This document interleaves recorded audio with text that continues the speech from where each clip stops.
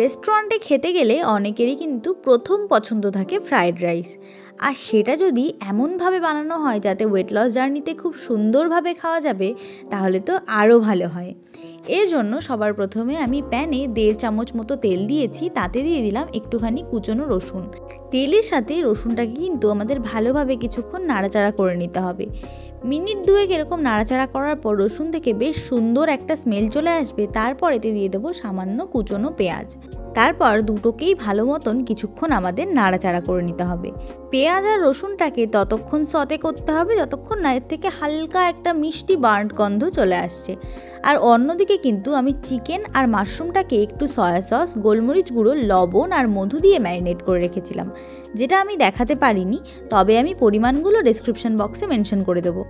এদিকে আমি চিকেন আর মাশরুমের ম্যারিনেশনটাও এর মধ্যে অ্যাড করে দিয়েছি। সমস্তটা অ্যাড করবার পর একটু হাতে সময় নিয়ে মিডিয়াম ফ্লেমে এটাকে আমরা বেশ কিছুক্ষণ রান্না করব।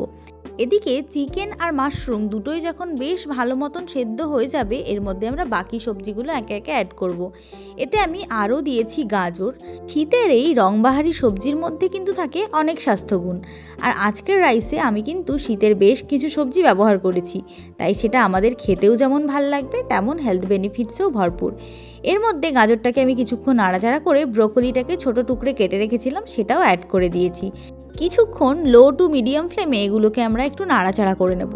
তবে ফ্রায়েড রাইসের সবজিগুলোকে কিন্তু খুব সফট করার প্রয়োজন নেই, একটু ক্রাঞ্চ রাখতে হবে, আর ব্রোকলিটা কিন্তু একটু ক্রাঞ্চিই ভাল লাগে।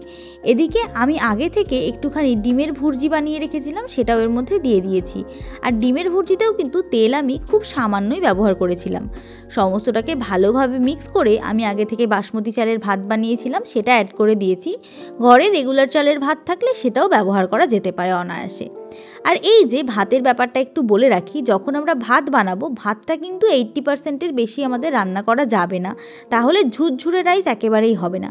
আর ভাত যখন উতলে উঠবে তার মধ্যে একটুখানি ভিনিগার বা লেবুর রস দিলে ভাতটা কিন্তু একদম ধবধবে সাদা হয়। ভাত দেওয়ার পর আমরা ভালোভাবে নেড়ে চেড়ে ভাত আর সবজিটা মিশিয়ে নেব। আর এদিকে দেবো 1.5 চামচ পরিমাণ সয়া সস।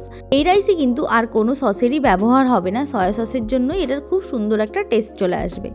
সসটাকে ভাতের সাথে ভালোভাবে মেশানোর সময় আমাদের খেয়াল রাখতে হবে সেটা যেন আমরা একটু সাবধানে করি, ভাতের দানাগুলো যাতে ভেঙে না যায়। ভালোভাবে সস আর ভাতটাকে মেশানোর পর আমি এটার মধ্যে দেবো একটুখানি গোলমরিচ গুঁড়ো আর লবণ। এই চাইনিজ ডিশগুলোতে গোলমরিচ গুঁড়ো কিন্তু একটা অন্য রকম ফ্লেভার এনে দেয়, তাই ওটা স্কিপ করলে কিন্তু একেবারেই চলবে না। সমস্ত কিছুকে আরও একবার নাড়াচাড়া করে নিলেই আমাদের দারুণ হেলদি আর টেস্টি চাইনিজ ফ্রাইড রাইস একেবারে রেডি। আর এরকম ধরনের ফ্রাইড রাইস কিন্তু কোনো সাইড ডিশ ছাড়াই অনায়াসে খাওয়া যায়, এর স্বাদ কোনো অংশে কম নয়।